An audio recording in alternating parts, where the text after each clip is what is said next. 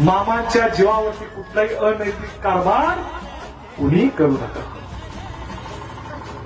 आणि सर्वात महत्वाची गोष्ट, कारभारी तुम्ही पण आहात, मामांची भक्त मंडळी आहात. मामांच्या जन्मकाळाबरोबर जन्मकाळ करा, मामांच्या पुण्यतिथी बरोबर पुण्यतिथी करा, मामांच्या लेंडी पूजन बरोबर लेंडी पूजन करा.